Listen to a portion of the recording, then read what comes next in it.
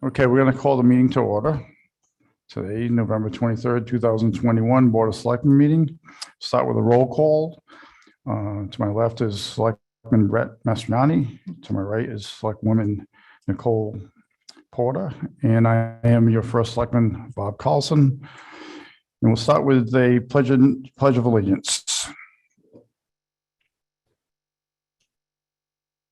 Pledge allegiance to the flag of the United States of America, to the republic for which it stands, one nation, under God, indivisible, with liberty and justice for all. Okay, is there any public comment on non-agenda items? Seeing none. Any online, Christine? Okay, first order of business then is Selectmen Comments. Anything from Brett or Nicole?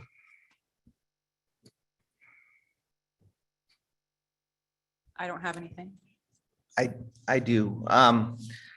Just a question, or actually a comment about a potential putting this on the agenda for a future date. I think it was great with the signs out for getting the town meeting out there and people knowing about it that way.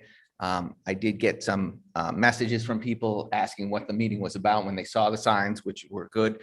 And some of those people missed the cutoff to register for a Zoom meeting because our 12 o'clock timeline. So I'd like to put that on the agenda to revisit that and how that process works. And I'll hand this out to you guys so you can have it for when we do discuss it. But it talks about the governor's orders, and it specifically talks about remote and hybrid meetings shall proceed in a manner as closely consistent with the applicable statutes, special acts, town charters, municipal ordinances, resolutions, and procedures as possible. And it also then says this is 9H1. And then in B, it says no member of any municipality, agency, board, commission, council, or local legislative body shall be denied opportunity to participate and vote in any meeting or proceeding using technology if such member requests to do so. So when I look at a lot of the other towns around us and others in the state, most of them don't have any kind of pre-registration cutoff or deadline. A lot of them will open up registration at like 6 o'clock prior to the meeting and all the way to the meeting so they can verify your identity to be able to vote. So I just think it's something that we should look into so we don't limit people's ability to participate, because the way we have it now, even if you didn't want to participate, we don't live stream those meetings for people to at least even watch at those times. I think it's a good point. Just a couple of questions. Christine, how do we verify either property ownership or residency after 12 o'clock? So that's why we have the cutoff time, is so that the registrars have the ability to go in and make sure that everybody is a registered voter. And then people still have the opportunity to attend the meeting because they can come in person. So we're not denying access. It's denying access. What approximately time does it take to verify registration as far as ownership of property? Or So the assessor has to be here with the full grand list book to verify if they're a property owner rather than just a registered voter. The registrars go through the registered voter rolls, and the part of the reason we instituted the cutoff was in case people weren't registered voters, they had the information ahead of time. It depends on what the registrar's availability is, because they're the only ones that can do that authorization. Other towns have literally people sit on their computers and have to show their driver's licenses to verify, and it takes a very long time. I got that feedback from other towns, and when I told them the way we were handling town meetings, and they liked the way that we were doing it.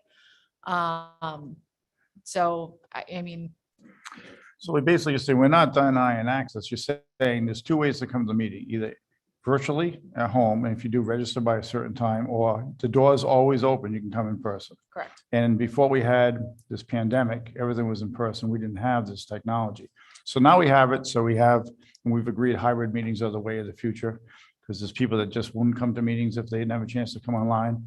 Is there a way we could extend the registration to later in the afternoon to either 3 or 4 o'clock and still get it accomplished? Or is it at 12 o'clock is that as late as we could go? I think we'd have to talk to the registrars and see what their availability is, since they're the only ones that can do it. So why don't we make this an agenda item for maybe the December 14th meeting? And we can have maybe one of the registrars here to let us know, combination of the registrar and the assessor, let us know what they're up against and how late they think we could go. One thing I would have to disagree with Selectman Mastriani is to leave it open continuously, because I think it would be very tough to be registering people 5 minutes before a vote, and then trying to have the assessor try to do that and the registrar try to do that when we're voting. And plus, you never know exactly when the vote's going to take place. You build up to it, but then, you would hate to see people at the last minute. So again, because the doors aren't locked, you can always come here in person. Right. And people make that decision. So, but I think if we could work something maybe later, we'll discuss that when it's an agenda item. It's not an agenda item tonight, but all right, thank you. Yeah, Bob, and that's is we should talk about it, and we should actually get some maybe legal opinion on it, because if you read the governor's orders, it says we can't deny people's access through technology to that meeting. We're not, because the doors are not, the doors aren't locked. They can come in and walk in anytime. they No, want. but it specifically says through technology. But also the governor's doesn't realize that all towns are not town meeting forms of government. And and typically people in towns that are charter towns that aren't town meeting form of government aren't voting on things in town meetings. So, which we are. So I'm thinking that it might be a different situation for a non-charter town that's a form meeting. We'll agree to disagree at this point. Well, that's why we'll have it as agenda item and speak more about it. We don't want to break the law, obviously, but we also want to make sure that we can run a meeting efficiently. So thank you. No other comments? Brett, you done? I'm done, but I think those, the signs worked out great. So is that something we'll do for other meetings as well? Or is it just specifically town meetings? Are we? No, we could do it for almost anything. Those are the same signs that the previous first selectman had out for COVID, 6 feet apart. We just changed it. The signs are there, they're blank. We just make up the paper that goes in them, so we can put anything you want on them. So community conversation could be put on there. Anything. I mean, it could be even some big event in town. So Great. Very good. Thank we you. own the signs. So it doesn't cost that much money for Jimmy to make the paper. So, all right. First selectman report and correspondence. A couple of things on correspondence. So last time I gave you something that was telling you there's going to be work done on a cell tower on Winterchog Hill. Unbeknownst to me, this is a regular event. I've got 3 more of those since then. It turns out that these cell towers are towers that a lot of different vendors use, whether it be Verizon, AT&T, and any of the ones, T-Mobile. So they do is occasionally they go and they upgrade their equipment. They upgrade the tower. They don't change the shape of the tower. They don't change the height of the tower. They don't change the fencing around the tower, but they do go in and they work on the equipment to upgrade it. Sometimes they'll put small dishes on it or whatever they need to do. So we've gotten 1 more for Winterchog and 2 for the tower at 267 Norwich Westerly Road, which is the firehouse, the tower behind the firehouse. So that we'll be doing work on these towers, and what I'm gathering now, they all go through the siting council so that we have to be warned that work will be done. But it seems like this is on a regular maintenance basis. So I just wanted to bring that to your attention because I had that new information on the tower on Winterchog and 267. Also, something that came in July, which as I'm digging through the paperwork, there's work that has to be done on the Streamic substation upgrade.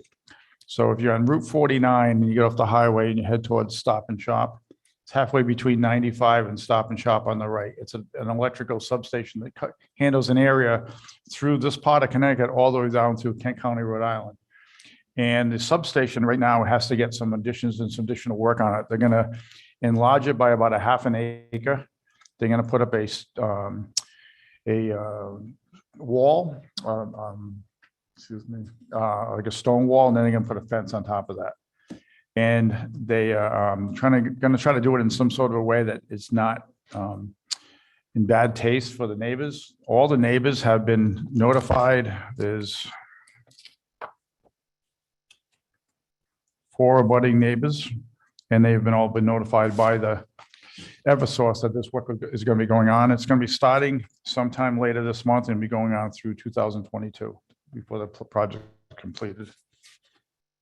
Last thing today in correspondence. Any questions on any of those so far? Okay. Last thing is we get asked to join and register for this 169 town initiative, which is the National Opioid Settlement. There's been a national settlement that's been done. If all 169 towns, cities and towns in Connecticut register and participate, the state of Connecticut will get $300 million, of which all 169 towns will be able to get funding for that. Now you think, well, okay, so the cities are going to get all the money and the towns aren't. But that's not true, because I don't think there's a town in Connecticut that hasn't been touched in some way. Some family's been touched with some sort of opioid crisis. So it's very similar to ARP funding. There's guidelines on what it can be used for. It can only be used for recovery, for preventiveness, for classes, for medical concerns. But if we don't participate and we don't register, then we would get nothing. And the thing is, it doesn't cost the town anything to register. So I'm going to ask Ivana tomorrow to register for us for this. And then within a few weeks, we're going to ask to participate, meaning that we're going to be part of a ongoing information source. So we'll be getting information. And if we wanted to get funding down the road, we would then have to apply for it. So CCM, Connecticut Conference of Municipalities, there was a meeting today to further explain it. I sat in that meeting and I have all the original documentation. It makes sense to me if the state of Connecticut has all 169 towns register, we get the 300 million. If say 90%, it drops down to like 250 million. If 75%, it drops down to like 200 million. So it behooves the state to have a unanimous response to this. And because it doesn't cost the town any money and puts us in a position to get additional funding down the road, it makes sense to me to do this. Yeah, well, it's federal, but it's a settlement, but on a national lawsuit against Johnson & Johnson and other opioid firms. So I'll keep you informed on what's going on with that. Okay, that's it for my correspondence. I really don't have a report. Most of the things I'm going to report on are going to be coming under old business anyway. So any questions on that? Okay, old business. Solar project update. So that's the project on Route 184. And I mentioned to you at the last meeting that I was going to be meeting with them on Thursday of last week, which we did. The company that is involved is a company called Silicon Ranch. They have been already approved by the siting council to do a project on that property. They came in about 6 or 7 months ago. And it was a surprise to a lot of us and a lot of the abutting landowners that they were going to be doing this large solar project right up against their homes, against their properties.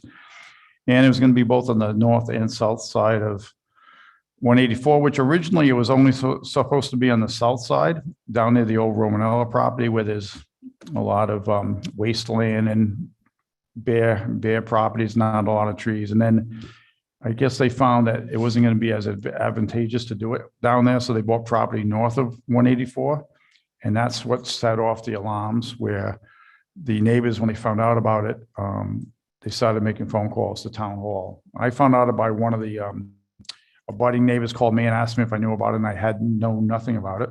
I talked to Juliet, and then the ball started rolling on how we can fight this. If you know anything about the Connecticut Siting Council, it's not about stopping it. It's all about lessening the blow. Once they decide on something, the town has no power. So if they say there's going to be a solar project going in there, there's going to be a solar project. How it will go in and what it will look like, that's where we have a little bit of say. So through Juliet Hodges' efforts and Rob Rubino, our attorney's efforts, and the neighbors who all wrote letters, including the first selectman, wrote letters to the siting council saying that this is unacceptable. It's intruding on a lot of the rights of our neighbors. And we want to see if we can do something about it. So the siting council had a hearing. And the straw poll on the hearing was originally, we were going to lose 4-3, which means the project was going to go in as originally proposed. When they got to the final hearing, a few months later, one of the siting council members had retired. And he was one of the 4. So it became a 3-3 vote. And because it was a 3-3 vote, the project stopped. Didn't stop forever, but stopped for the time being. So we know, one fact we know is when the siting council says there's going to be a project, then they approve it, there's going to be a project. Right now it's on hold. We also know another fact is that if you're a company that has a lot of financial backing and you have a lot of money already set into a property and you've spent a lot of man hours on that same property, you're not just going to throw your hands up and walk away because of a defeat that was 3-3, where all you need is one vote to change. If one vote changes, we're going to get that project the way they proposed it. The meeting we had on Thursday was to let us know as a town that they've met they spent a lot of time meeting one-on-one with all the abutting neighbors, trying to come up with some sort of compromise, moving back from the property lines, adding fencing. There's things called inverters, and the inverters are what makes the noise. They're the ones that all the power from the panels goes into. They took a lot of the inverters and moved them off the sides and put them into the middle of the solar arrays, so they wouldn't be as noticeable by the homeowners. And they actually shrunk the project a little bit on the north side and a little bit on the south side. They actually also put in an area that could be used for a pollinating, what's it called now? Pollinating pathway, exactly, which is a hot topic in sustainable. It's a sustainable world that they pollinate a pathway. So anyway, they're trying to do a lot of things to make the project more acceptable to the town. But they're looking to get the town to back off with the objections, back off with the lawyers, because obviously if they're going to go back to the siting council in early December to get this, try to get this approved with the changes, and it's not going to take probably much to get some of those siting council people to change their mind when they say, hey, you did your due diligence, you worked with the town, you changed the project, we're going to get it. So with that said, I said, well, this deserves a meeting by itself. I want to call a meeting for next week, next Tuesday, the 30th at 6:30. I'm going to personally invite every abutting landowner. I'm going to call them and say, this is going on. I don't want anyone to miss this. That's abutting, because I want to make sure they know it's going to be open to the public. And Silicon Ranch is going to come and they're going to put on a presentation for we'll call it Plan B, with all the changes that they've made. And again, if they can sell the town, we can't vote to stop the project because it's not in our power. But what we could do, vote as a board of selectmen, is to either not so much support it, but not push against it. You know, back off on the town attorney, back off on any letters. And so we're not spending attorney fees and they're not spending attorney fees. What I said in the meeting was that Plan B looked like it was pretty good, but I'd love to see a Plan C. If you can do a Plan C that is even better than what you just showed us today, I could say that the town might get behind it, have more chance to get behind it. And I said, we know we're going to get it, but if we can formulate it so it's the least intrusive on our neighbors' rights, the better it would be for the town. So that's where we left it off. So they're going to come in next week. We're going to have a meeting. The only two things will be on the meeting will be this solar project and public comment, and nothing else will be on the meeting. So we're not going to try to add to, if we need to add to our agenda, we'll do it on December 14th. And that's where we are with this. So any questions? Whereabouts is it? Do you know where Creature Comforts is? Yeah. Okay, so where that is on the right, that actually is kind of in the middle of the one that's south of the road. Then it goes towards the truck stop from there, crosses over the street, and there's a whole area directly across the street. It's mostly all woods. So it backs up to some houses on Boombridge Road. And there's about 9 abutting landowners, which I've identified all of them. Those are the people I'm going to call this week and say, hey, next Tuesday, this is going on. There was one case where they were 6 inches from somebody's barn. And now they're 4 feet away with a wooden fence, with a road, with a chain link fence, and then a solar array. So they're going from 6 inches to about 20 feet away. So But I mean, those are some of the considerations. And all they got to do is convince the siting council that they're working in good faith with the town, and it's going to come. But if we can squeeze a little bit more out of them with a little bit, a little bit more work to get the project changed in our favor. And then with that said, now we'll suppose at this meeting, after hearing all the public comment, we as selectmen decide, you know what? The public says they still want us to fight it. Then we have to make a decision, because if we fight it with our attorney, with letters, with everything we can do to change the siting council's mind on again, the project's going to get done, and lose, and they've got a plan C in front of us, they could go back to plan B. So it's it's kind of a tricky situation, but we'll see how it all works out next Tuesday. Yes, Nita.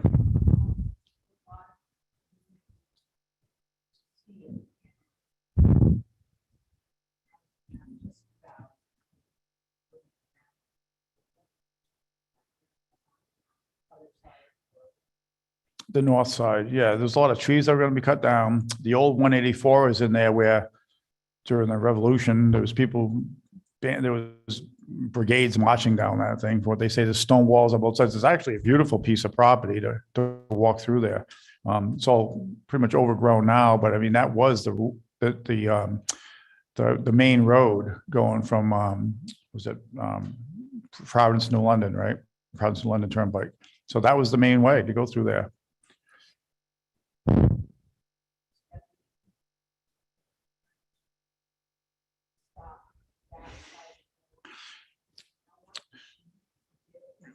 Yeah, so the town actually we hired an expert to go. I think the cost of the town somewhere around 20, how much was it? Was it $5,000?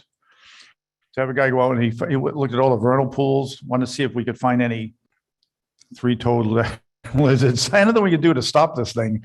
And we were able to do enough to at least have the siting council sit back and say, well, wait a minute, maybe we need more information, which ultimately ended in the 3-3 tie vote.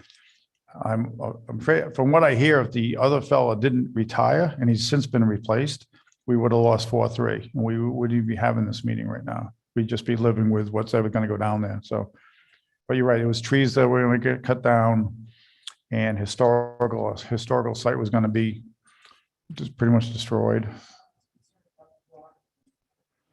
There was, I guess they call them vernal pools. It's like wasteland that ends up puddling the storm, and they end up having life in them. So you've learned a lot in this process. But yeah, thanks, Anita. Any other questions? I'm assuming they're bringing drawings. They're going to have drawings. The attorney from Robinson Cole that represents Silicon Ranch, and Mrs. Ali Weaver, who's their head person on this project. She did the walkthrough through us when he did a walkthrough months ago on it. I think Nita was on that with me. And she's going to be here. She knows the project like the back of her hand. She was one of the people we met with the other day. As a matter of fact, the CEO of the Silicon Ranch company that's out of Tennessee flew up for that meeting last Thursday, which I was surprised. And he was here. That's how much this project means to them. So there's no way they're just going to walk away from it. And then what happens to the energy from the solar farm? Do we benefit from that at all? No, what we benefit from is the taxes on it. Okay. I couldn't give you a number now, but they get taxed on both the property and it's not the property as it is now with nothing on it. Get taxed on the property as being commercial property, and they get taxed on the equipment that's on the property, meaning the panels. I would hate to throw a number at what that is right now, but it's a good amount of money. But like in anything that we do, any decision we make, there's always a financial side, but there's also another side too, right? The side is like, who is it hurting? What does it mean to the town? Philosophically, is this a good decision? And there's a fine line between how much money we are willing to, how much money do we take versus who do we hurt, as a town. I mean, I would want, if I had a solar project going in front of my house in Northwest Corner Road, I'd want the people on Route 184 to have my back. And I think that's the way it is now. The town has their back, and we're trying to do the best we can with town funds to keep this, somewhat acceptable project. Okay. Speed humps and paving. Did anybody hit any speed humps on the way here tonight? No, they're not there. So the paving is new invisible speed humps. You don't even feel them. So the paving is, we held off until the spring because paving in the neighborhoods like Kingswood and Cedar Ridge at this point, when it's getting colder, and then there's going to be snow and there's going to be plows. Do we really want to spend that kind of money on paving and then get them ripped up? So we came to a decision. I talked to Donnie about it and we talked to the company. They had a lot of projects they were trying to get done by the end of the year. They were tickled pink to not only hold off to the spring, but to hold their quote. So it's not going to cost us any money. We'll get them done after we get through all the bad weather of the winter, and they'll be in great shape in the spring. Speed humps, different story. They were supposed to start this week.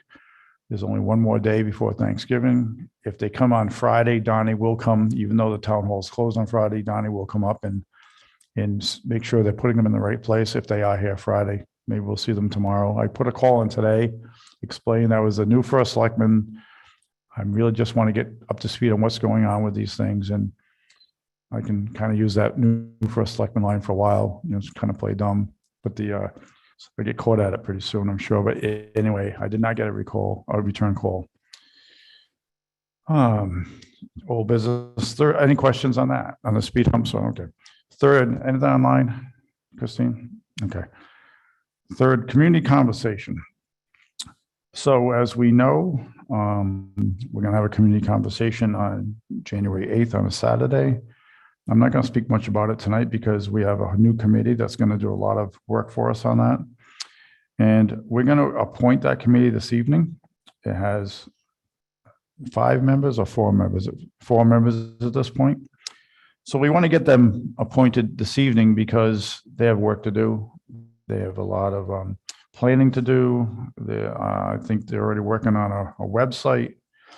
They've already met a couple of times, but to make it official, we'd like them, and they wanted to be an official committee. I want to appoint them. So when they meet, they can have offices and they can do an agenda and they can report back to us with minutes. So if there's no objections, I'd like to move to appointing. Can we do that now, Christine? Yeah, this part of the meeting? Because okay, I knew we could do it later when we do appointments. I just wanted to do it now. So, okay, so can I hear a motion to appoint a new committee called the Community Conversations Committee for the town of North Stonington? So moved. Thank you. Nice second. Okay, so moved by Brett, seconded by Nicole. Any discussion? If none, then all in favor of creating this Community Conversation Committee for the town of North Stonington, say aye. Aye. Aye. Aye. Okay, no nays because it was 3-0. Perfect. Now I want to appoint this committee.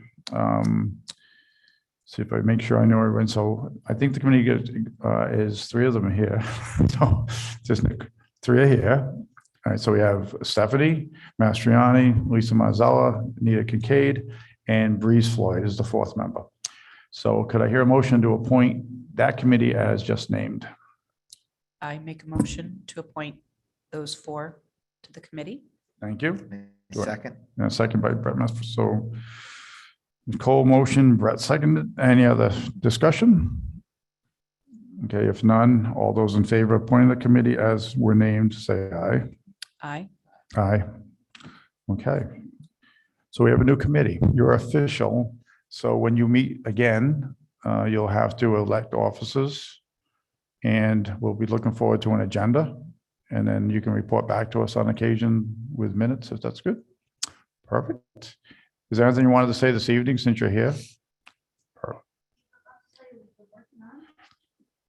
I'd love to hear it.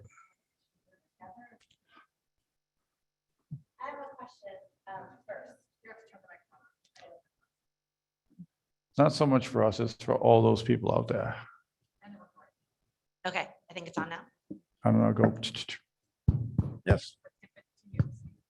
Okay, so I think my first question is, do we have to, being a committee of 4 and being sort of more of a steering committee to facilitate a community conversation, do we have to elect officers, or can we just sort of be the steering committee and keep notes and agendas and all of that stuff? So my understanding was that by us naming you as an official committee to the Board of Selectmen, we're appointing you that, yes, you have to run as a committee. Okay, You only need a chair and a secretary. okay, sounds good. We'll take care. They need sharing what? Secretary. Perfect. So we met last week at the town hall and came up with some really good ideas. So we did a quick budget and we're prepared to sort of give that to you tonight to get your feedback on it. So because this is our first conversation, we're sort of ballparking the food amount. So we're looking in total at $900, $450. We think we can do continental breakfast and lunch. And then the additional money for the things we know we need. So those large sticky pads, some markers, name tags. And then we've got about $100 to sort of play with in case we go over anywhere or find that we need some additional things. And we think that this will inform our conversation costs moving forward once we really get a feeling for it. The other additional expense that we could talk about is whether or not you all are interested in doing an every door direct mail to introduce the idea of community conversations in our town now.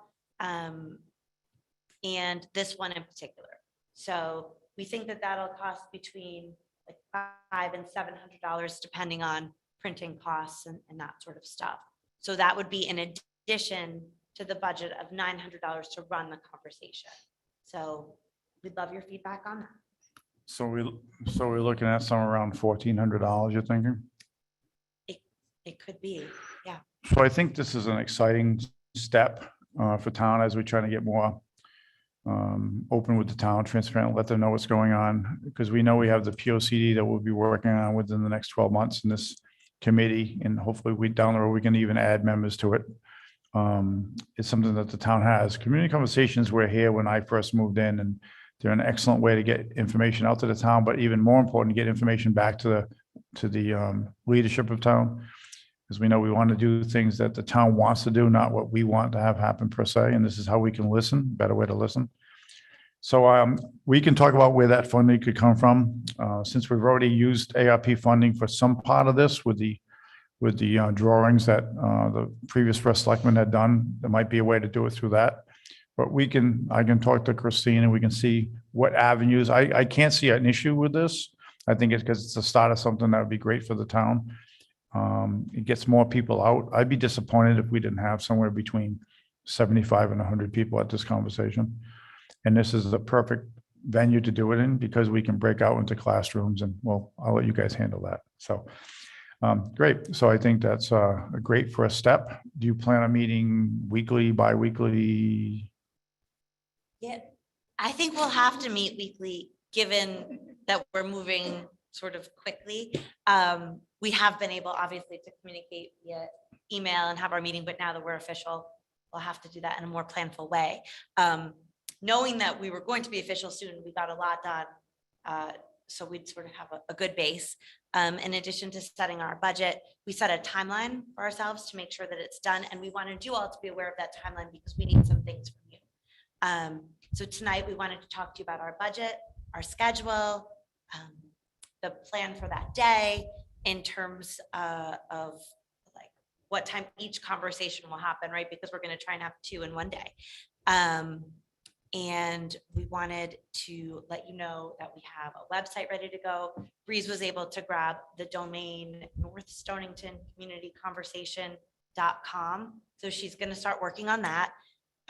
She's created a rough draft of an invitation that we'll finalize, but we're hoping to get that invitation out to the identified group. So we've been working to create our first round of intentional invitees, right, to try and diversify who we're getting.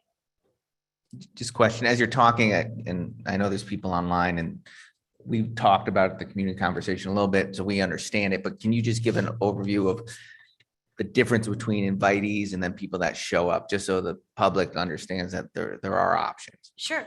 So a community conversation sort of rises and falls on the people that we get to participate. And it's really important that we get lots of representation from different groups of the community. And so the first step is to create a list and send out invitations to that list of people to ensure some diversity. So for example, we want to get parents of school-age children. We want to get people that have been in town forever. We want to get people who farm. We want to get people from the village. We want to get new residents to town. We want to get empty nesters, seniors. We want to make sure all those groups are identified and represented. And then we start to create groups. Then we make the community conversation open to everyone. So we will make an invitation public on December 6th is our goal to do that. And then anyone can sign up, but we can be sure that by starting the way that we started, we've got a good mix of people coming. We're not going to turn anyone away. Our biggest problem would be that we have way too many people and we don't know what to do with them. So while we are looking to have pre-registration and that will make the process so much better, we're not turning anyone away at the door either. So the more people, the merrier. But that identified list helps to ensure that the conversation is really productive. So would the agenda start with a kind of like an unbiased presentation followed by breakout sessions and then follow up at that when we're all back together? Is that basically what it looks like? Exactly. We want to provide people with what are sort of the known facts and and I think some of the things that we know can't change, right? So Bob, you had talked about getting some updated costs in terms of some of the options that we already know. That would be important information to have. And we also want to talk about the things that we know maybe can't be changed. So what can the space not be used for? And if we can identify that, get that on our website ahead of time so that when people are registering, they're able to view that information. We'd love to be able to put it in our participant guide. And then we would like you at the beginning of each conversation to lead us through a really brief, maybe 15 or 20 minute, like orienting conversation about that stuff before we start, because we want to make sure that the conversations in the small groups are fruitful. So basically, it's just the fact, it's not, in no way am I going to say, well, this is my best idea. Right. It's just, we have a building, this is what we know about it, this is what it cost us. These are the options we can do. Take down this wing, take down this wing, take down the whole thing. When we take it down, what do we want to do with the space, with the, whatever gets left up? What do we want to do with what's left up? Basically, that's it. And then people will then go into their breakout sessions and come up with ideas, come back, report them back to us. And I imagine after the conversation's over is when the selectmen take over, possibly at our next meeting, to go through what we heard, come up with maybe the 3 most popular answers and go to a town meeting to discuss them at a town meeting, maybe followed by a referendum. So, and Lisa, Anita, correct me if I'm wrong here. So after your presentation, we'll break out into the small groups. The moderators will start to facilitate a conversation around 3 different approaches. And so people will move through these 3 different approaches. And then at the end of that session, as it's coming to a conclusion, they're going to find places where there's common ground, where that group, and those groups are going to be made purposefully diverse, right? So there's lots of different opinions. And then the items that are common ground, those items will then come back and will report out to the larger group. So every small group reports out to you all and the larger group. And then from there, you should be able to take that information and see if perhaps there's common ground amongst the smaller groups. And then you can do your sort of data crunching from that point. All right, thank you. Sure. We would like to also see at that meeting some representation in the conversation from boards and commission members, but we'd love to see some chairs of a few boards and commissions. They're not to participate, but to listen. And so we'll have a list of that and reach out to those people and see if we can invite them just to come and listen to the feedback. We think that's important as well. So would you like me to attend, myself and our board members, we can split up maybe on this, attend meetings through the month of December, try to hit as many boards and commissions as possible, and personally invite members to come to one of your meetings? Or is that what you were hoping to do? That or- would be wonderful. And we'll send invitations and sort of emails explaining why it would be so fantastic for But I them. think if someone there in person just to answer questions, and That's great. I think we all 3 of us have passion for how we want this to go, so. That'd be wonderful. So from you, we would love to have some of those facts, at least the start of it. I know we don't need your whole presentation, but some of the factual basis for both the school, for the 298 building, as well as the American Rescue plan money. So that we can put that on our website. And as people are asking questions, because this will be new to a lot of people and the topics may be new, we want to be able to refer people to a place to sort of get oriented. I can probably get you the drawings that Rusty did minus the numbers. If you want to put those on your website, just to show the different options. We can probably also get you the original list of ARP recommended uses for the ARP funds. We could put that on there. I think we just had an update to that recently, actually. And as far as the numbers go, I'm going to have to do a little work on that, so I can't get those to you right away. That's okay. We can update our website as you have them available. But I think as far as the pictures, unfortunately, the green areas are a bit overdone.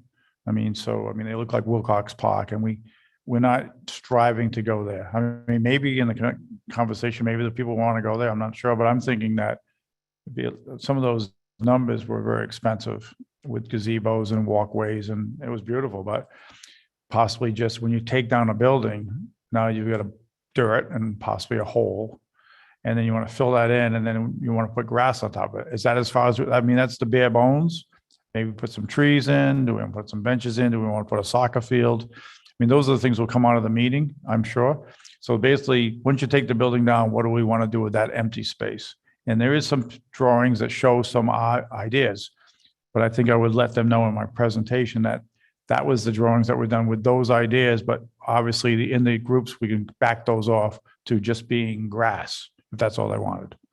So, okay. That's great. And the only other thing that we're doing that I think I'd like an okay from all of you is that we feel like it's easier for us to manage registration on our own rather than sending that through town hall. We want to just be able to grab information as it comes in so we can start making our groups. So this website Breeze has created will help with that, and we'll have our own email address. Is that okay with you, that as an official committee that it's happening that way? No, I think that's fine. I think just keep us updated on what processes you're using so we know what you're doing. And but yeah, anytime someone wants to do it and not go through town hall, perfect. We will leave it as an option for someone to stop into town hall if they prefer to register that way, just for people who don't want to call and don't necessarily want to register via. Yeah, just keep us informed so we can answer those questions. So we don't have to say, just call Stephanie, she'll tell you. So will you be using your town email address? We will not. Breeze created an email address to go along with our website. Is it registration? I don't remember what, but she's created an email address to go along with our domain. Steph, are you guys gonna have like an online form for people to fill out to register? It is an online form. Okay, so then what we'll do if people stop in town hall, the staff at town hall will use that form to register people, so it's all consistent. Oh, that's even better. I was thinking it would be paper copies that we'd have to pick it up. That's Nope. wonderful. So No can paper. you go over the timeline that you guys created? Sure. So today we wanted to tell you about what we had. On 11/29, we'll have our finalized invitation list. And we'll also have a finalized list of people who have committed to be moderators and reporters for the conversation. We'll have our website up and we'll send out that first round of invitations. We'd also like to have that basic information from you guys on that day. So when the website's up, it's up with some accurate stuff. On 12/3, we'd really love it if you ahead of 12/3 could reach out to some of the area newspapers and talk to them about this new initiative, this new committee, what we're doing, try and get some publicity about the conversation. We'd love to have something in the media on 12/3, and then on 12/6, we're going to make this invitation public. And so we're hoping that a little bit of coverage prior to that will help people be interested and invested in signing up. So 12/3 is a Friday, correct? So you Yes. want me to get to the sun of the day by 12/1 so they can put something in by 12/3 if possible? I think that would be wonderful. And then from that point, we'll just be working on sort of the internal stuff that we need to do. So slides, participant guides, we'll run a moderator and recorder training. And that's where we're at for now. So that'll take us through probably mid-December. We'll definitely take a pause for Christmas. But I think the real sort of difficult stuff will be all set by then. And then we'll come back after the holidays, put the final touches on it, and we'll be ready to go on it. Is January 8th still a good day for you, or is that pushing it too much? No, I think it's perfect. It'll still work? Yeah. Okay. We're really When do you excited. need my materials for the and we can give you the list almost immediately tomorrow or Monday, as far as the ARP funding. Do we have the drawings electronically from, Yes, we have the drawings as a PDF, so we'll be able to supply that. I also think that one of the things we should include is the guidance from the Treasury. There's a 2-page sheet as far as what the rescue plan funds can be used for. So either we can use that sheet or we can kind of summarize it, because it's very clear on certain things. Like you can't use it to reduce people's taxes. So I know that that's something people would like us to do, but it's not eligible. so why don't we just we'll take that sheet and maybe we can clean it up a bit and give it to them. So we don't want to confuse people. You know, sometimes you read those things and I don't even know what they say. So, Right, the idea would be to create something that's readable, digestible, makes a lot of sense, and helps make this conversation better rather than confusing it. So no rush. We don't need it tomorrow. So take some time. how about Monday? Monday, okay? Monday would be great, but take your time, think about what you want it to be, what you want included, and it's a living document, so we can keep changing it, updating it. Bob, I know you were talking about potentially speaking with the library board to talk to them about really what direction do they want to go, what's going to be okay, what's not going to be okay. If you get a sense, that information would be super helpful. Yeah, I don't know if I want to put that on the website though. Whatever you I'll want. talk to them and I want to have them participate, but again, I don't Yes. want to, because it could be perceived that the deed restriction, it may be one of the few negatives when it comes to this, because we're tying our hands, and I don't want to have them perceived as they're the bad guys in any way, but I'd love to have some of the people here to listen to what is said so they can take it back to their board and say, hey, these things I want to do make sense, and how can we make this work? Definitely. I think if we could have a list, do you guys have a list of the people that sit on that library board? I realized when I was going through our list that I've only identified one person that sits on that board, and we'd like to have. So I know most of them, but you wanted the list for what reason? So that we can send invitations out to them specifically. Okay, not to publish it and. No, No. we want to invite them. We really want them Okay. to. I really don't want them to be here and be recognized as, unless they themselves say it, but recognized as. No, we just want to make sure they're in the groups. That's exactly. Yes. I just had a question of two things. First, I thought you were going to reach out to the board to see what other uses might be at least open to discussing, whether it's different municipal uses or what, just to get a little more streamline on some of those. Well, I would things. do that in the guise of saying that these are the kind of things that are gonna come up in the conversation. So be prepared to listen to these and be prepared to be able to compromise. Because if they don't compromise and we're stuck with strictly the deed restriction as written, then our hands are somewhat tied. Right. And if our hands are tied and, well, we won't go into that. I would just say it's the library next year is going to want to be doing their own project, and the best that we all are on the same Right. page. I just think it'd be nice if they gave some guidance that things that they would at least consider, not necessarily they voted on, but consider before this project. So. Well, they've already done some compromise because this room being used for voting, it's not education, it's Right. voting. And they got around that by saying, well, they use schools for voting, don't they? So that's how they did that one. Also, they've entertained the possibility of moving some rec offices over here, and in their minds are saying, well, rec can be educational. So I think they are trying to work with us in that case. As far as municipal use, I'll ask that question, see how far they're willing to go, but I think it would be a stretch to have them, I'll let them decide, but it's a stretch to have them say municipal is now education. But we'll see. Right, just, it'd be nice to have all those options out there, whether, I know we've all discussed it at different times, whether they'd allow town hall to have offices here, things like that, just a broad spectrum. So we don't have the same opinion that we know, and that's okay. But here's the difference between me and maybe somebody else is if the town wants it, that's what it gets. Right. It's not what I want. And then secondly, regarding this, the list that you had for the ARPA funds, was that the last list that was just presented to you guys at that second to last selectmen's meeting that really wasn't discussed much? We just got an update not too long ago, right? On ARPA funds. So the one that was internally created or something from the government? No, something from the government.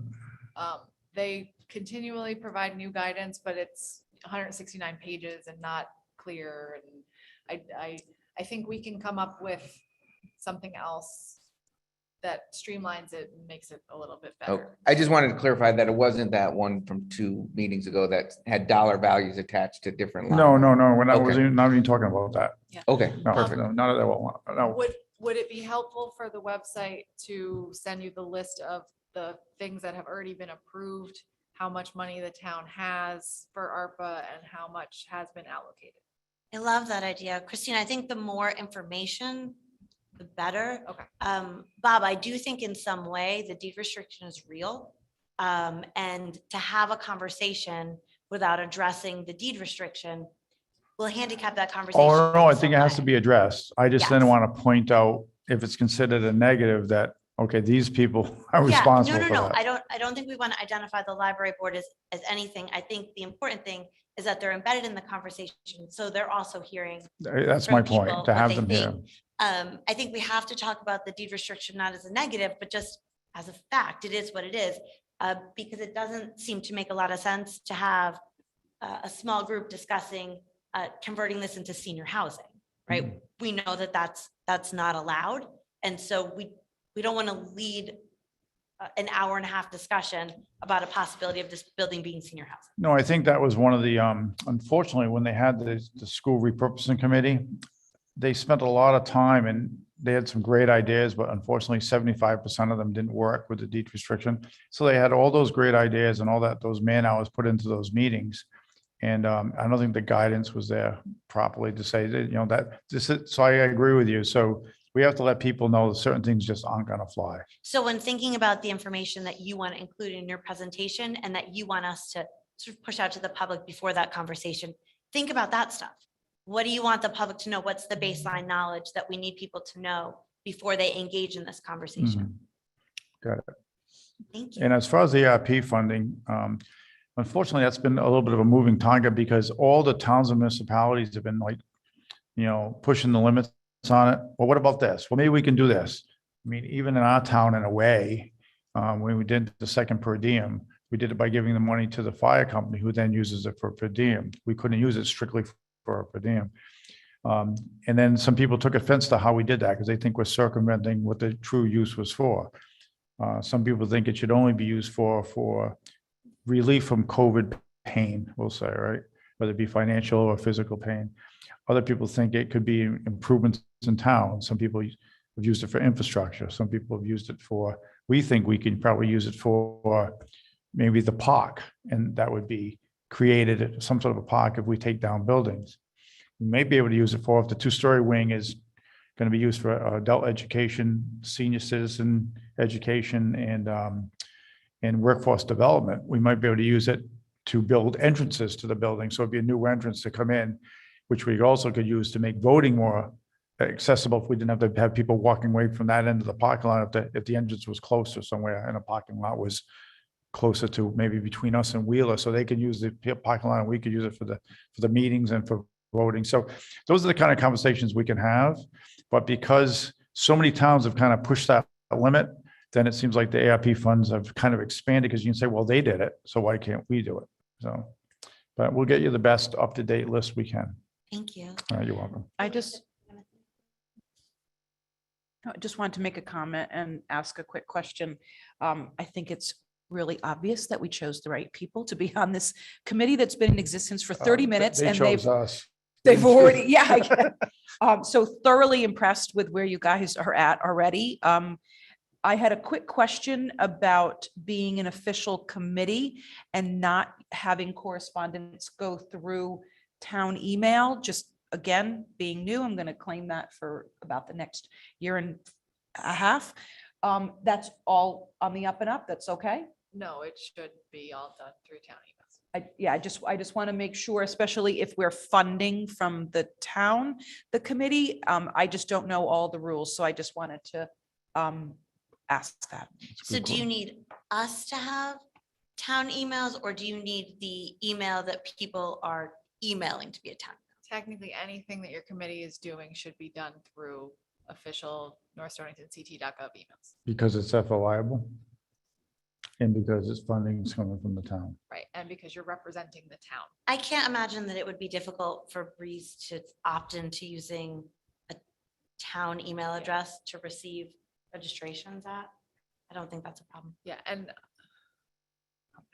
They could just make a town email address called community conversation at I North was just, Stonington. that's what I'm thinking, but we don't have any extras. So it's a $95. $96, I Yeah. think, something like But that. do we great just, one. we just Add it to the budget. decommissioned about 5 committees. Can we use one of those and just change the name to, no? Well, I'll check with Jim, but I don't know that all those people had individual email addresses. But otherwise, I think it might be worth just the $95, especially if this committee's going to stay on, well, not them per se, but this committee will continue to do these community conversations when we need outreach to the community. Right. It's probably, That makes sense. Does it make sense to you? Yeah, we really, and that was the idea with the website. We're really looking to sort of put in place things that make the next conversation a little more plug and play. So we'll just be ready to go. There'll be something like a framework in existence for it. So however that needs to happen, I think it's fine. Can I use? You Can can I use the use- Board of Ed one, yes. Perfect. And can we link then from our town website to their website? Yes. Yep. And That's then perfect. We love all of that stuff. while we're on the topic of budget, I think you need to consider more money if you're doing the every door direct mail. I looked back at when we did postcards rather than quarterlies and the mailings, and it's about $700 between the That's postage what and. Nita thought. $700. So we're That at, was what her we're number. at, So that's about 16. So that would be at $1,600 for us. so maybe we should just say, at this point, we just say $2,000 and whatever we don't use will go back to the town. Yeah, we won't use that much. We promise. I Well- love the idea of the every door direct. I think it's great, kind of like a combination, introduce the whole concept and what it's about, and then kind of the second half of it being, and here's our first one and what it, I mean, I think that that's a great way to get that information out there. We thought it might be important to provide a little bit more of an introduction this time around since it's a Yep. new concept. so in 2013 with this, with the one around the school, did you guys do every door direct mail? I don't think we did. Okay. No.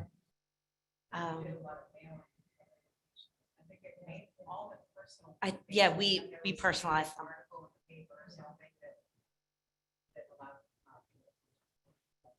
But I do agree with you. I think every door direct mail is a nice thing for people to be able to see it and follow up with it and want to participate. 2013, there was a much bigger budget for that, but it was a grant, and actually, someone else actually oversaw it. People who awarded the grant. And our planning committee, I think, was about 16. Yeah, I was on it. Yeah, so all of us were charged with like 10 people, like it was a huge. It was quite an undertaking. So would the school allow those to go home, things to go home with the students as well for something like this, or is that not along the There's some line? pretty strict guidelines when it comes to the school. There's a lot of things that we hoped, even when we we're doing the school building project, that we couldn't send out. Okay. Actually, the current superintendent's pretty strict on that, but we could run it by him and ask him, but Of course. But this would be something that we could make a notice about with the new Everbridge system, correct? It's a town. we could do event, that. Yeah, once we Okay. figure out how to get people to sign up for it. That's on a future agenda. So Maybe we'll in our work- mailer, you can put, if they do an every door direct mailer, put that in Yeah. to stay up to date. Sign up for Yeah, Everbridge. that'd be And good. we'll work to put together sort of a list of, like, ideally, how would this roll out from a marketing standpoint and dates associated with that, so that we can talk about when we feel like things should be placed, and we'll try and minimize the amount of work that you guys have to do. So I think a big part is obviously the education piece, and the more people to know that can speak on this, so between this board, Board of Selectmen, especially if we split up to go to different boards, and we can educate those boards and committees on what this is all about. And then as far as the invitation, Steph, did you say preferably the chair and at least one other person, but we're not going to limit to that? I mean, We're not gonna limit to to anybody, anything. right? We'd like the chair to not participate, but rather be there to listen. So if you remember at the very first conversation, there was a sort of a line of chairs at the front of the room for the large group that just sat and listened to the feedback. So we don't want a chair of a committee in a small group giving their feedback necessarily, because it's an opportunity for people who aren't on a board or commission or who aren't in a chair role to be able to share their feedback. And then we'd like the chair of the board to receive the information. We think that board and commission members should absolutely be embedded in those groups and a part of it. And that's one of our, Okay, so that's a good. one of the identified sort of checks. That's good that you cleared it up. So you're talking about the bigger boards, you want not, right, not all the boards, but the bigger boards. Right. And then, so the chair would be here to, part of a panel to listen to the results. Exactly. But any members of the board that would like to go, they would be embedded into the small groups. Yes, Then they can bring their significant others of course. because they're taxpayers. Right. We Perfect, want everyone to come. perfect. Thank you. Any other questions? That's No, again, thoroughly impressed. Thank you. Awesome. Thank very you, much. guys. I'll tell you, they found us. We didn't find them. So we're stumbling along and they go, we'll tell you how we should do this thing. So it was perfect. Tell Breeze too, we missed her, but thank her for all of her work. Are there any questions from the public? None? Okay. Next, 2022 schedule of meetings. So in your packet, we have that pre-done. This would be the second and fourth Tuesdays of the month at 6:30, as we had discussed, as being the time that we agreed that would be the best time for a meeting. Gives us a little bit more time to get home from work and not be out quite as late. Right now they start at 6, so we'll continue with 6 through the end of this month, at the end of this year, except for next Tuesday's meeting with Silicon Ranch is a 6:30 meeting. But our regular meeting on the 14th of December will be back at 6, and then from now on, 6:30. That meeting's a regular schedule, so we should leave it at 6, right, Christine? Because it would be a special meeting if we change it. Great. Okay, so are there any questions on this schedule for 2022? The only question I have for you all is if you want to keep the December 27th meeting. We did not schedule the fourth Tuesday in December this year, so we put it on so that you guys could discuss if you want to keep it or get rid of it. You can always add a special meeting. All right, I'll listen to my selectmen, but I know what my opinion is, but we'll see what they say. I'd mean- like to get rid of it if Oh. we don't need it. I'm in town, so it doesn't matter to me one way or another. I'd like to get rid of it only because it's Christmas week and a lot of people like to take off for that week. And yeah, I think people understand. It's only 2 days after Christmas, and if it was the 29th, maybe it would be better, even though that's my birthday. I would still do it on my birthday. But Just a quick question on it, and Christine, maybe you know, if for some reason we have to change the location so if we're having this big discussion and all of a sudden we find out we're not going to be using this building anymore and change that, can we change the location and keep those dates without making those special meetings? Yes, so if I understand this correctly, as long as it's 30 days before the first changed meeting, you can update all your regular Okay, meetings. perfect. Thank you. And I feel like I was also told by the town clerk another time that changing the location doesn't make it a special meeting, only changing the date and time. Perfect. But I will clarify that with her. okay, good question. Anything else? If none, can I hear a motion on the schedule of meetings for 2022? Motion to approve. I second. Great. Brett, motion to approve. Nicole seconded. Any discussion? And so it is amended with the 27th being taken off. So just to be clear, this December 27th, as well as, We don't have a one year planned for this. We don't have. we don't, okay. That would have been in the schedule we approved last year, which there was no Okay. meeting for the end of December. So this is a year from now. It is. So you're right, I don't, might be in the tropics by then. Might be visiting your grandchild. Okay. So, all right, so as amended, without the 27th of December, we had a motion on the floor and we had discussion, and now the vote, all in favor of doing this as amended, say aye. Aye. Aye, opposed. Okay, 3-0, thank you. Next, we have the EMPG grant resolution. So what that is basically, and I have to read it according to Antoinette, I was hoping I didn't have to do that, but I do. It's a resolution saying that if there's an emergency in town, me being the first selectman have the power to act in the best interest of the town. So it reads like this. Authorizing resolution of the Town of North Stonington Board of Selectmen certification.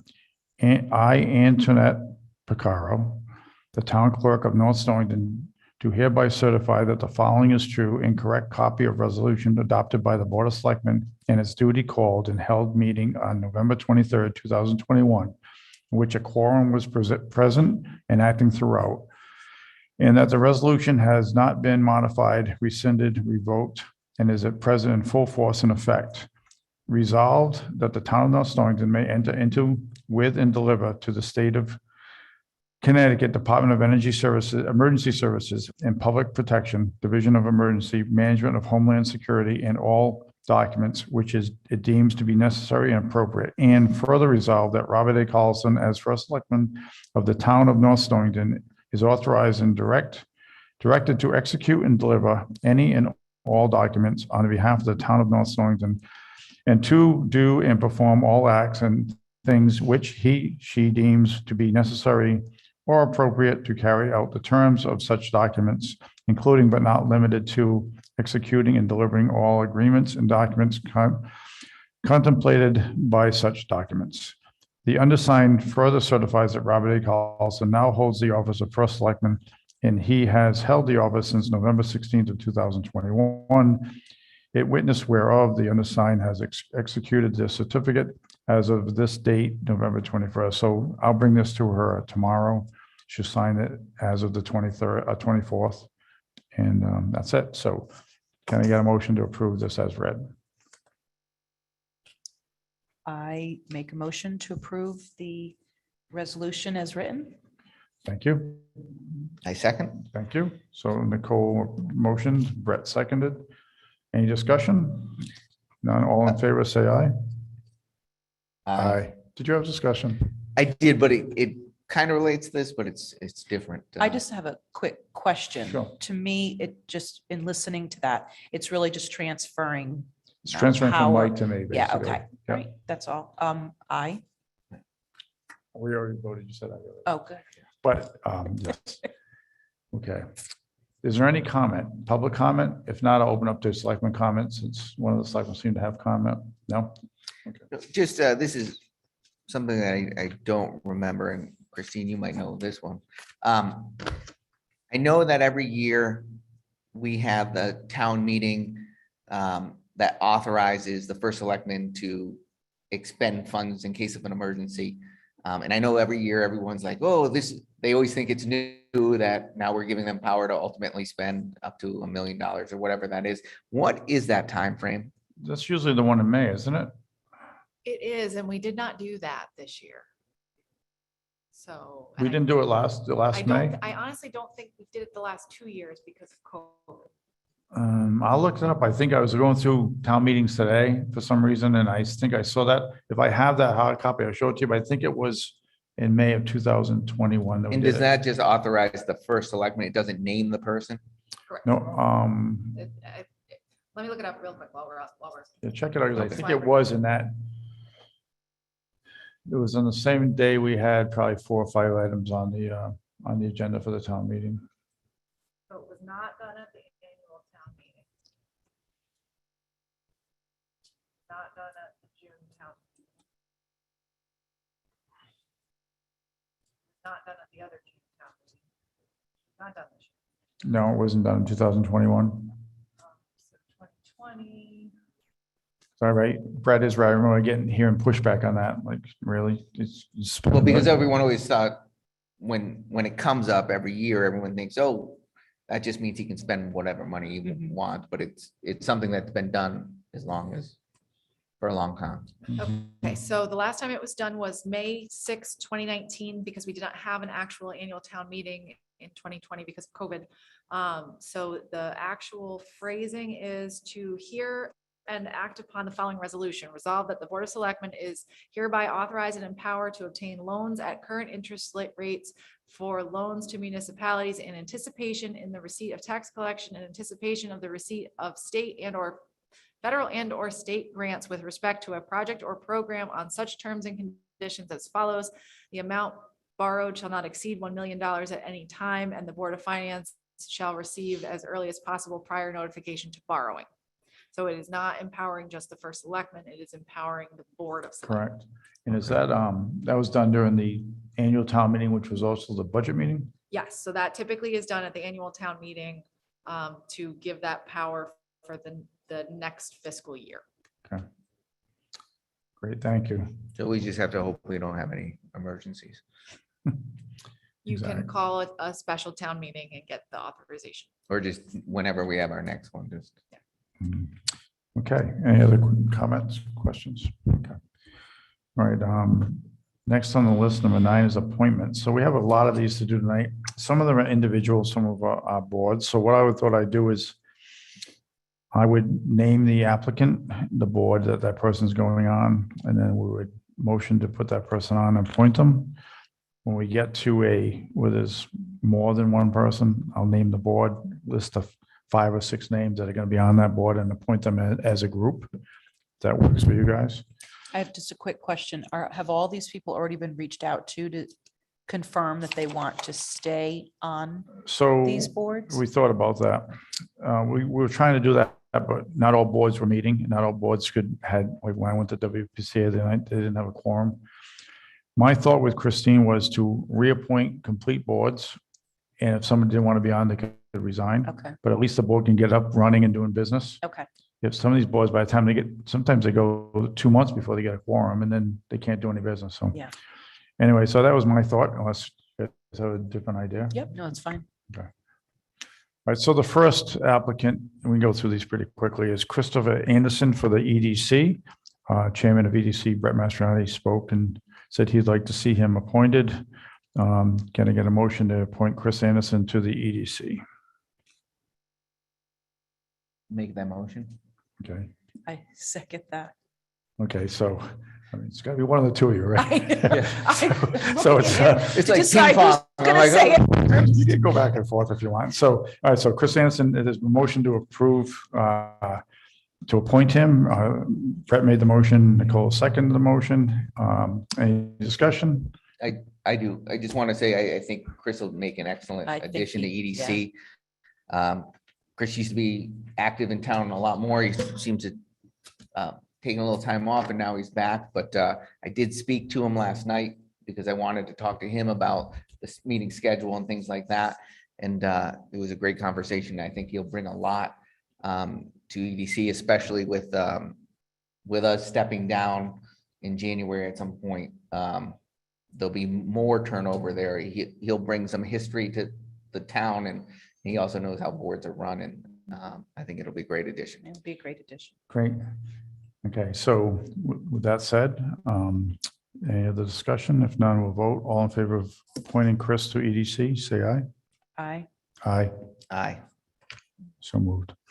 Okay, next, tree warden, it's a 2-year term. It's Joseph Rubino. He's been the tree warden up to this point, but he needs to be reappointed. And he's currently the assistant foreman at the highway garage. And from what I've seen personally, what I know about Joe and what he's done, I think he's done an excellent job, but he's asking for reappointment. So I will motion that we reappoint Joe Rubino as a tree warden for the next 2-year term.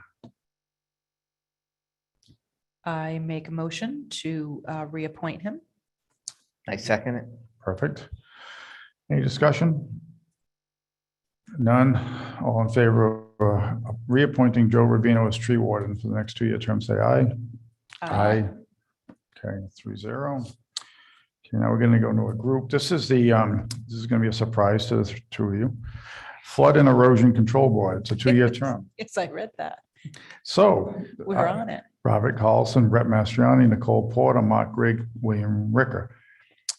That is because it's typically the current Board of Selectmen, and then the other 2 participants have been on it before. It's a 2-year term. I haven't really seen this committee meet. I don't think they meet unless there's an emergency. So, but it's good to have this board just in case, if you got the paperwork, you see what the board consists of. So I would like to hear a motion to reappoint this board as read. So I'll make a motion to approve the entire slate as read. Perfect. I second that. Second, thanks, Nicole. Okay, any discussion? All in favor, say aye. Aye. Okay, 3-0. Try not to meet every week on that board. Next board. I was glad to know I was on this board too. Civil Preparedness Advisory Board, 2-year term. The appointees would be Gary Barron, Emergency Management Director, Robert Carlson, First Selectman, Christine Dias, Administration and Finance Officer, Don Hill, Highway Foreman, Jim Russell, IT Manager, Richard Bauer, Assistant Fire Chief, James Tuttle, Ambulance Association President, Jason McCarthy, Resident State Trooper. And you can see pretty much this goes by title more so than by name. If there's an emergency, those are the people that you want to be there. Not to be confused with another board that we'll see, which is an emergency board, but this is a board that civil preparedness, just in case we need them, we can call upon these people and they know they're on it. So. So this is not, can I have a discussion now? Do we have to wait for? Let's make the motion that we can Okay. discuss. So go ahead, make the motion. I make a motion to reappoint the whole slate for the Civil Preparedness Advisory Board. Great, thank you. Do we hear a second? Great, go ahead, Nicole. Is this something that meets on a regular basis? No.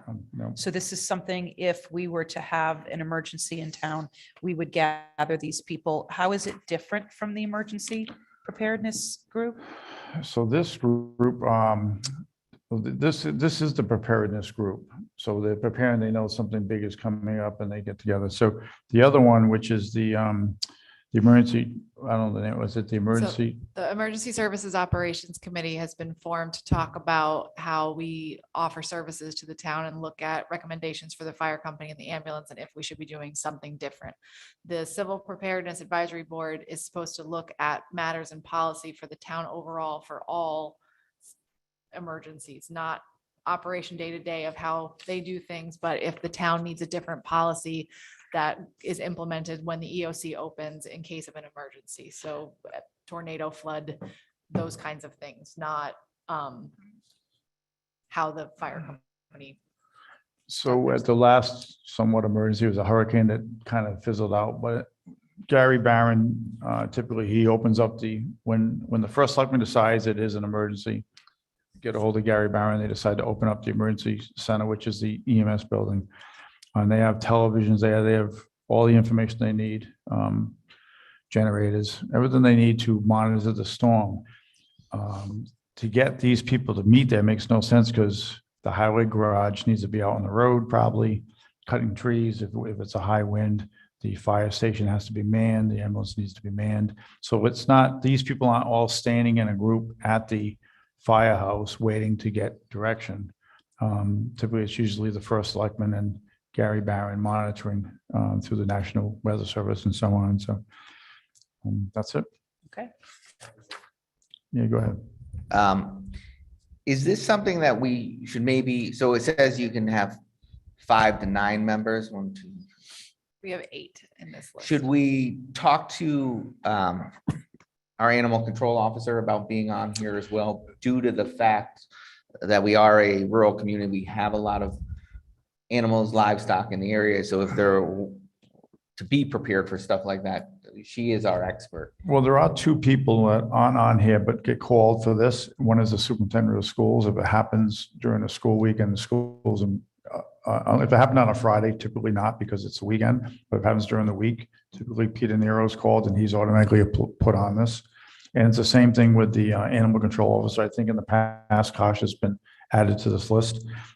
I guess she could be put on it as a permanent member. So this board isn't what happens when the EOC gets open. Right. This board is, say we had an emergency, things weren't handled well, and then this board would meet after the fact and say, okay, the next time there's Right. So it's more a blizzard, Yeah, they're working this on- is what we need to do different. They're working on the planning of what would happen in that case. So that's why I thought she'd be good to be on there to talk about how would we handle animals or livestock during unforeseen. No, I think that makes sense, Brett. So since we have 8 and there's room for 9, according to Christine, I could talk to Kasha and see if it makes sense and talk to Gary Barron. I'm sure we could add her as an appointer at a later time. Okay, any other discussion? Okay, then all in favor of reappointing the Civil Preparedness Advisory Board for 2-year term, say aye. Aye. Aye. Aye. Okay. Next one, Water Pollution Control Authority, also known as WPCA, 2-year term. The names are Brad Correa, Carl Johnston, Robert Boisavane, Andrea Sadowski, Ryan Mason. Can I hear a motion to reappoint? I make a motion to appoint the slate to the Water Pollution Control Authority as is. Thank you. Second. Thank you. Any discussion? It just, discussion. It did go to that last meeting. It was talked about that they would need to re-vote on their chair and secretary.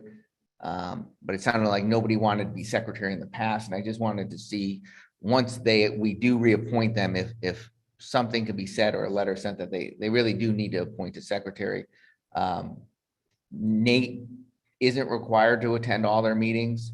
It's not one of his boards that he has to go to. He goes to when there's something on the agenda that he should field to. I did mention that to him after that meeting.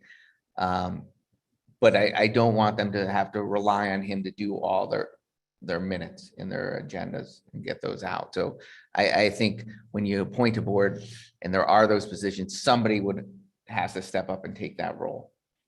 That's all. I agree. I think Christine would know firsthand about taking notes on a meeting. So it's not easy because when you're doing that, you're really not being able to participate as much as you'd like. So I agree. It's a good point, Brett. Okay, so we have a motion on the floor. There's no other discussion. Let's vote on reappointing the Water Pollution Control Authority for a 2-year term as stated. All those in favor say aye. Aye. Aye. Aye. Opposed? 3-0. Next, Recreation Commission 2-year term. So this has 5 sitting members right now. They had their chairman was Joe Patemery. He resigned, left them with 5. We do have 2 applicants that we could appoint at a later date. What I thought on this we'd do is get this board reappointed so they can actually do business as a committee. And then one of the things they could do is just review the 2 applicants, get them to us at the next meeting on the 14th, and we can appoint them then.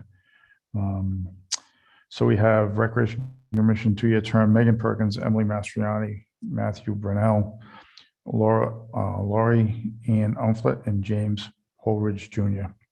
Can I hear a motion? I make a motion to approve the Recreation Commission slate as read. Okay, second? Second. Second, thanks. Discussion? None? Okay. All those in favor of reappointing the Recreation Commission 2-year term as read, say aye. Aye. Aye. Okay, 3-0. And when do they meet again, Christine? They're going to meet on December 2nd, so we'll have them review the 2 applicants and select their chair and get going. If they decide to hold off on selecting the office until after the other 2 members have named, that's fine, right? They don't have to do it at the next meeting. They can correct? have someone run the meeting for that particular meeting, and then The vice chair is who? they don't have one. Okay, so Megan can do it again. Yeah. Perfect. Your farm committee, I kind of wish Nita didn't leave at this point, but your farm committee is a 1-year term. Why is that a 1-year term? That seems like it should be a 2-year term, but So it's actually not quantified. It's been 1-year terms, but the specific description in the special town meeting, December 15th, 2010, didn't actually say the length of their term. So I think if you want to appoint them for 2 years, we had been working on a potential ordinance for this group. So we can just work that into it and you can appoint them for 2 years. so my thinking is that 1 year now, I would say let's appoint them to 1 year, knowing that we can change, we can reappoint them in a year to 2 years after that. So just in case, because I know I'll read the names. Ed Harasimowitz, unbelievable. Nita Kincaid, Deidre Tavares, Tim Chokus, Brian Banker. Those are the 5 committee members now. I don't have any future appointees that I know about. How many people can we have in this committee?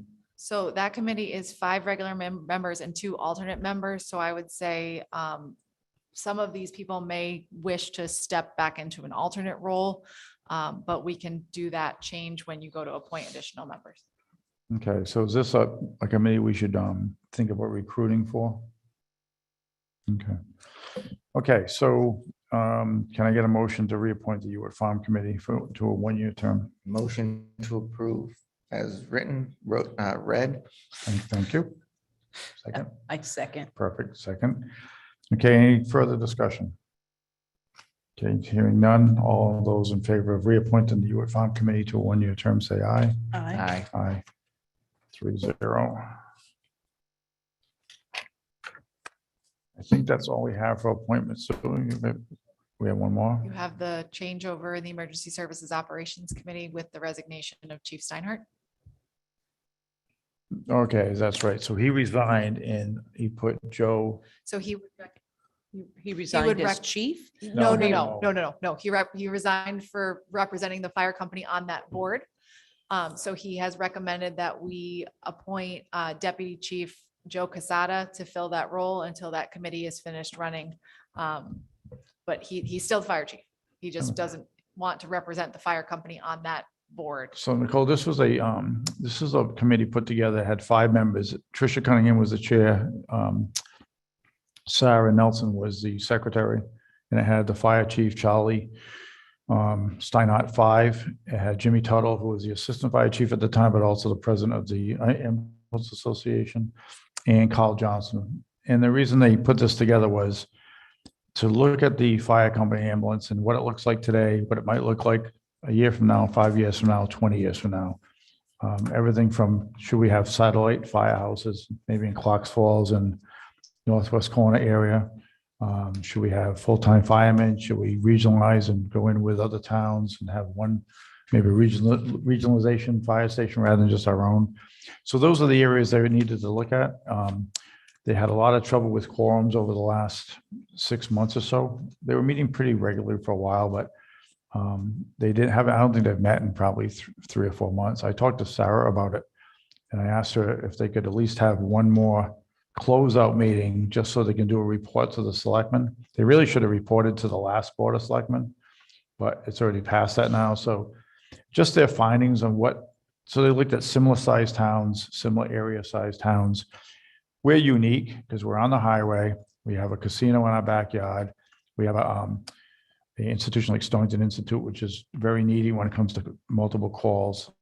I'm on that. I am responding now, and there's a call almost every day, sometimes 2 to the Stonington Sure. Institute.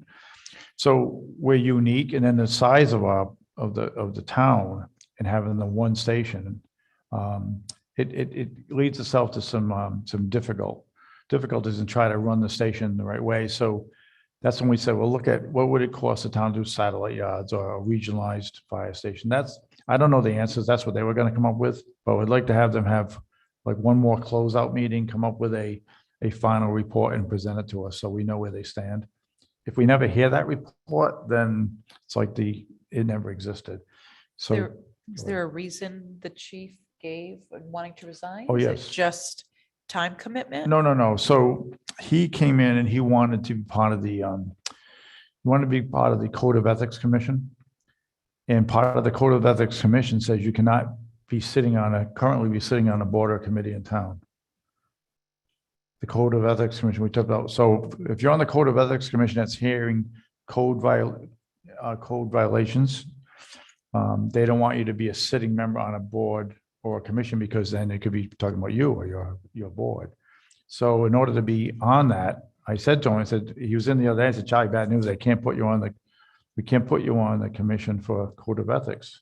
And he said, why? I said, because you're sitting on a board. He goes, what board? And I told him, he goes, that board never meets anyway. So and you only have 1 or 2 meetings left. So he thought he resigned, make Joe Casada who's his deputy chief, that person for the Okay. last meeting or 2, and then he can be on when we appoint a code of ethics commission, he can be on that. And there's no conflict of interest in having our fire chief be on the code of ethics? Mm. Okay, all right. Fine. Go ahead. So you cannot be a member of a town group. The fire company, while they are the North Stonington Volunteer Fire Company, is a 501c3 volunteer nonprofit organization. It is not a town department. So that's why it does not fall under that designation. Yeah, but that's not a slippery slope that we fund. So That would you say department. someone who's on the library board couldn't be? You start I to don't know. eliminate so many groups if you say, Right. if it's not an official town department or town board commission, I think you start eliminating a lot of people. Okay. That would be up for further discussion once we start to think about naming that board anyway. At this point, counting him, we've got 3 people interested so far. We need 5. And when are you looking to? When I get more applicants, we've got 2 so far. 1 is supposed to be coming in shortly, would make 3. And I think that's something we can recruit for. So the specific things are no member shall hold or campaign for any public office, hold office in any political party, or serve as a member of any other municipal agency, commission, or board. So those are the qualifiers. Mm. Okay, and we don't think that the firehouse is a municipal No, they're not. agency? They're not. They're Okay. independent, nonprofit. Okay. As Christine says, similar to the Wheel Library. We give them money in the budget. But I think Charlie would be a great addition, and we'll talk about that. Then I think a little difference between that and the libraries. Well, we own the firehouse building. They're a little different, Mhm. but But they're a tenant that pays a Yeah. dollar rent. I just hate to see him step off other boards if in the end,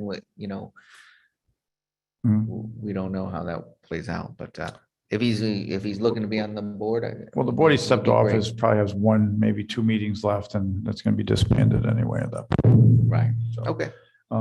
Okay, so, but the action tonight is not so much, is just to recognize the resignation, but to actually add Joe Casada to the, was it the Emergency Services Operations Committee? Okay, so can I hear a motion for that? I make a motion to appoint Joe Casada to the Emergency Services Operations Board. Great. Do I have a second? I'll second it. Great, thank you. Any discussion? Yeah, quick question. I know Charlie recommended him, but did anyone reach out to Joe to see if he really wanted to do it? No, I think Charlie did.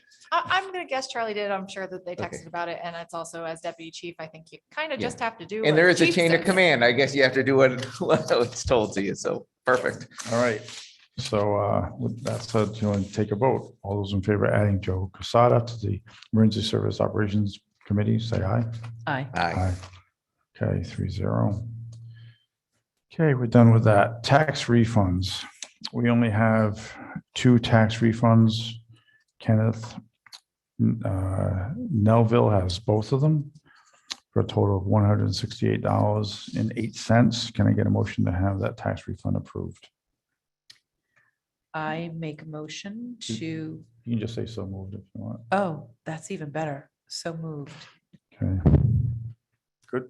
Yes, Okay. second. So, okay, all those in favor of approving the tax credit for $168.08, say aye.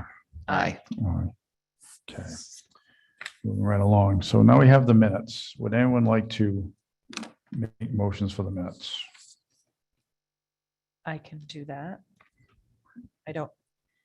So I make a motion to approve the minutes from the Board of Selectmen on November 9th, 2021 at 6 PM as written and distributed By, I think it's Ivana, right? by Submitted by Ivana. Ivana Hugo. I'll second that motion. Okay, any discussion? If none, all in favor of approving the minutes for that particular meeting, say aye. Aye. Aye. Brett?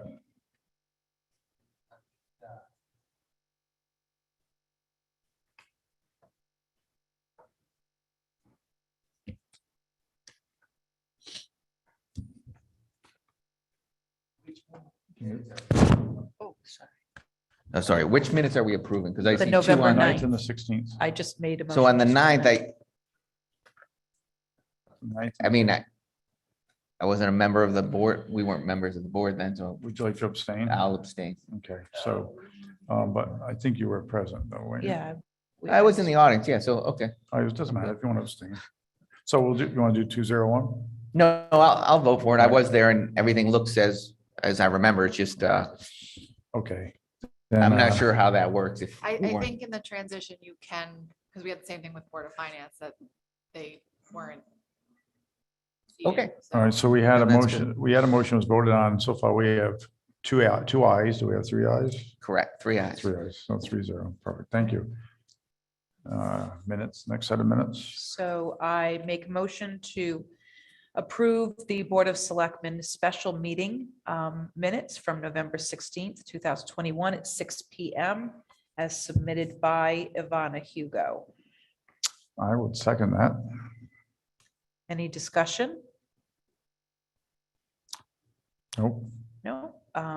All in favor of approving the November 16th special Board of Selectmen meeting minutes, say aye. Aye. Aye.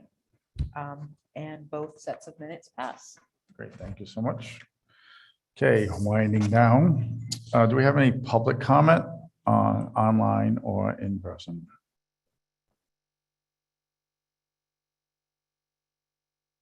Nothing? Make a motion to adjourn. Excuse me, number 13, next meeting. Sorry. So that's right. Next meeting is November 30th, 2021 at 6:30. That would be only two items on that agenda. The solar project for 184 and public comment. And you will be contacting neighbors. Yeah, I'm have going as to many- contact personally all the abutting neighbors, contacts Silicon Ranch, contact the town attorney, and because I think they bring in their attorney, and that'll be it. We'll have discussion. Okay, Are they, attending in person? Hmm? Is Silicon Ranch attending in person or? They on are. Zoom? Okay. They're attending in person. She's going to do the presentation in person. She'll have the presentation that we can put up, but she'll be here to answer questions and so on. Go ahead, Brett. no, that was my exact question. No worries. Okay. Then with no other business, can I get a motion for adjournment? Motion to adjourn. Okay, we are adjourning tonight's meeting at 7:38. Or there, so I got 9. but- 7:39. That's actually, it's for Ivana's purposes, so when she's listening, she can adjourn at the right time, so perfect, thank you so much. Single file on the